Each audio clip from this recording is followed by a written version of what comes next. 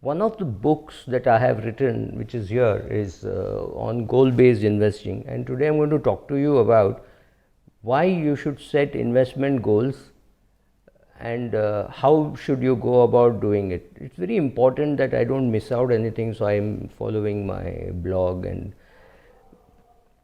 so first of all, like any good journey, you have to start with a goal in mind, right? Like suppose you're taking a train from Bombay to go to Delhi. You know that you have to get off at Delhi. You take a very nice Mercedes taxi from your house and you reach Mumbai Central Station.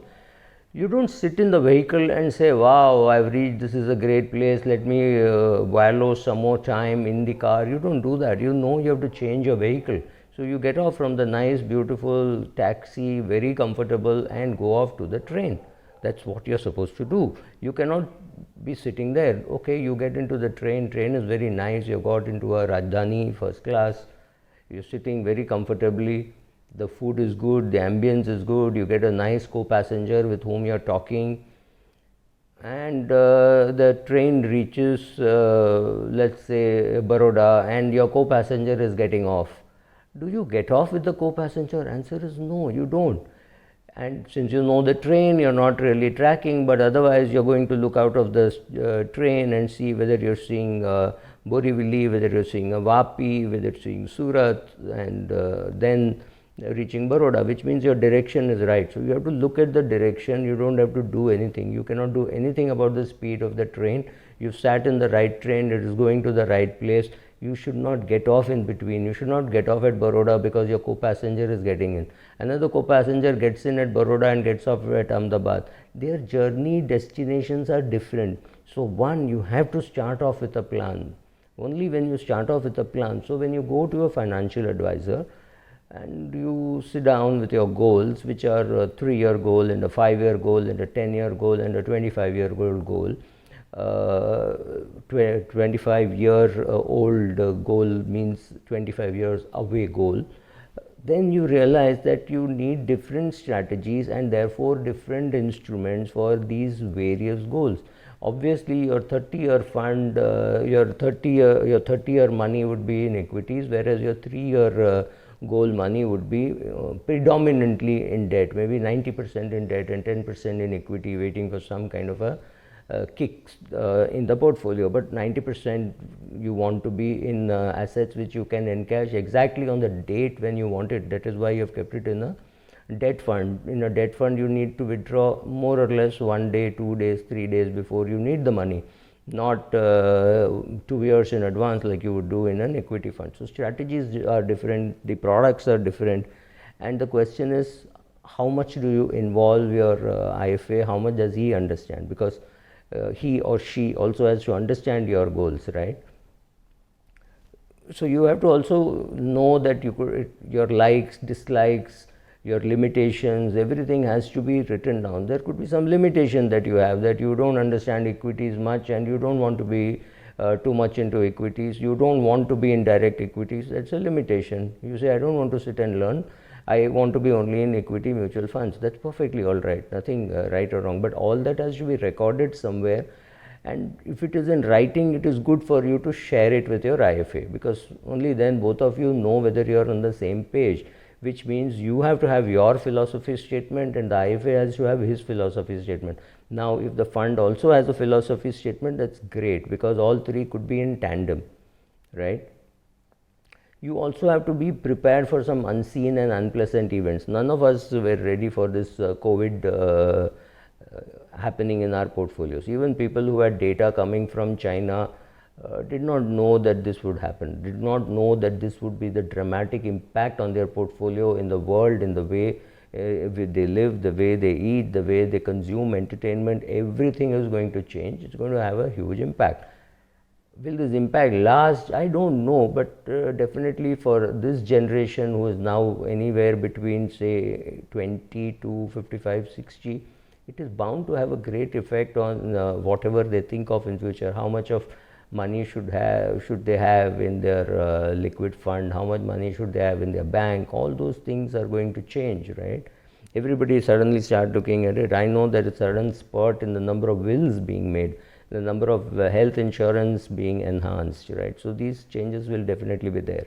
Once developed, the statement, the philosophy statement should also be reviewed on a regular basis.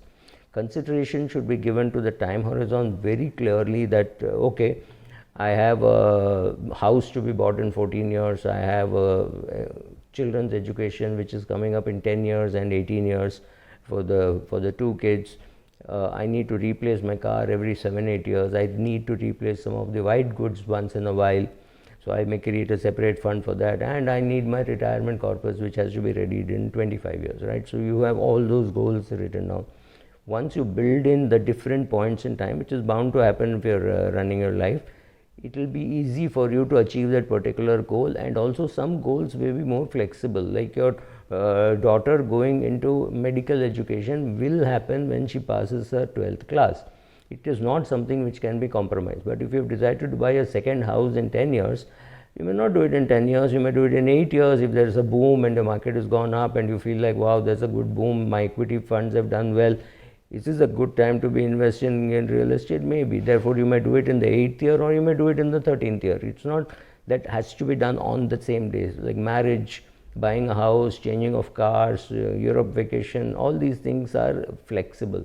Certain things like education is obviously not so flexible. It may be get postponed if your daughter decides that after doing her engineering, she will do her MBA from US and she's going to work for 2 years, then that MBA got postponed by 2 years. But the chances of it coming ahead is not likely to happen. You also need to understand volatility, risk, and how you should react to it. Once when you have all this somewhere in your mind or somewhere it is written down, then it makes more sense. And your ability to step up the SIP. You are only 42 years of age, so you've started investing. Yes, you can do a step up that happens mechanically, because if you have to use your brain, you may say, I will not do it. So some things you want mechanical and some things you don't want mechanically done. So without a plan, you're taking a haphazard approach to creating wealth by building a portfolio, and that's really very difficult. Then you will do a fashion of the week kind of buying, that abhi ye acha lagta hai. Everybody is buying pharma, so I should buy pharma. Which pharma I don't know, so I will buy Sun Pharma, I will buy Lupin. That's not the reason to buy, because everybody is buying. Maybe Biocon is a better bet than Sun Pharma, maybe. And pharma industry is one of the toughest to understand. Does this company make money by selling in India, by selling in US, by selling the formulations? Is it more into research and development, or is he just an extremely efficient manufacturer? If you don't know all this, maybe you're better off in a pharma fund than in a single pharma script. And just because everybody is buying that doesn't mean it's a good buy. Maybe it's not such a good buy. So you also realize when you sit down and talk about all this, you realize the need for diversification, because you have a 3-year goal and you have a 25-year goal. So you obviously have a diversified goal, and therefore you will have a diversified portfolio.